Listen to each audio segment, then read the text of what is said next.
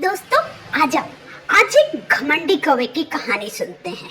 समुद्र का किनारा था और वहाँ पे ठंडी ठंडी हवा चल रही थी और ऊपर से हंसों का झुंड गुजर रहा था और वहाँ पर एक कौवा भी मौज मस्ती कर रहा था। उसने हंसों को देखा तो उपेक्षा भरी नजरों से बोला, तुम लोग कितनी अच्छी उड़ान भर लेते हो। कौवा मजाक के लहजे में बोला, तुम लोग और कर ही क्या सकते हो, बस अपना पंख फड़फड़ाकर उड़ान भर सकते हो।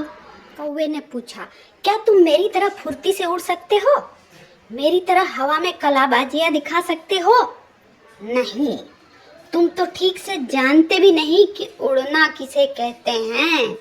कौवे की बात सुनकर एक वृद्ध हंस बोला, यह अच्छी बात है कि तुम ये सब कर सकते हो, लेकिन तुम्हें इस बात पर घमंड नहीं करना चाहिए। कौवे ने बोला, मैं घमंड वमंड नहीं जानता, अगर तुम में से कोई भी मेरा मुकाबला कर सकता है तो सामने आए और मुझे हरा कर दिखाए। फिर क्या था, एक युवा नर हंस ने कौवे की चुनौती स्वीकार कर ली। यह तय हुआ कि प्रतियोगिता 2 चरणों में होगी। पहले चरण में कौवा अपने करतब दिखाएगा और हंस को भी वही करतब करके दिखाना होगा जो कौवे ने किया है। और दूसरे चरण में कौवा को हंस के करतब दोहराने होंगे। प्रतियोगिता शुरू हो गई। पहले चरण की शुरुआत कौवे ने की और एक से बढ़कर एक कलाबाजियां दिखाने लगा। वह कभी गोल गोल चक्कर खाता तो कभी जमीन छूते हुए ऊपर की ओर उड़ जाता।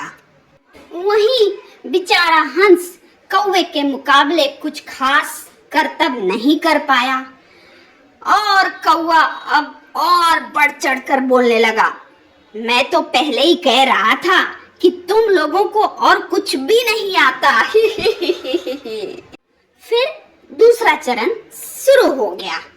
हंस ने उड़ान भरी और समुद्र की तरफ उड़ने लगा। कौवा भी उसके पीछे हो लिया। कौवे ने हंस से बोला, ये कौन सा कमाल दिखा रहे हो, भला सीधे सीधे उड़ना भी कोई चुनौती है क्या? सच में तुम मूर्ख हो, कौवा बोला। पर हंस ने कोई जवाब नहीं दिया और चुपचाप उड़ता रहा। धीरे धीरे हंस जमीन से बहुत दूर होते गए और पता है, कौवे का बड़बड़ाना भी कम होता गया और कुछ देर में तो कौवा बिल्कुल ही बड़बड़ाना बंद कर दिया। कौवा अब बुरी तरह थक चुका था, इतना कि अब उसके लिए खुद को हवा में भी रखना मुश्किल हो रहा था और वो बार बार पानी के करीब पहुंच रहा था। हंस कौवे की स्थिति समझ रहा था और हंस ने अनजान बनते हुए कहा, तुम बार बार पानी क्यों छू रहे हो? क्या ये भी तुम्हारा कोई कर्तव्य है? नहीं, कौवा बोला, मुझे माफ कर दो, मैं अब बिल्कुल थक चुका हूँ और यदि तुमने मेरी मदद नहीं की तो मैं यहीं दम तोड़ दूंगा। प्लीज मुझे बचा लो, मैं अब कभी घमंड नहीं दिखाऊंगा। यह सुनकर हंस को कौवे पर दया आ गई। उसने सोचा कि चलो, कौवा को तो सबक मिल गया, उसे सीख मिल चुकी है, अब उसकी जान बचाना ही ठीक होगा। और हंस ने कौवे को अपनी पीठ पर बैठाकर वापस तट की ओर उड़ चला। तो दोस्तों, जब तक हंस कौवे को लेकर तट के किनारे पहुंचता है, आपका एक लाइक सब्सक्राइब तो बनता है। तो दोस्तों, हमें इस बात को समझना है कि भले हमें किसी के बारे में पता हो या ना हो, बट हर एक में कुछ ना कुछ क्वालिटी होती है जो उसे विशेष बनाती है। और दोस्तों, याद रखें, भले ही हमारे अंदर हजारों अच्छाइयाँ हों, पर यदि हम उस पे घमंड करते हैं तो देर सवेर हमें भी कौवे की तरह शर्मिंदा होना पड़ता है।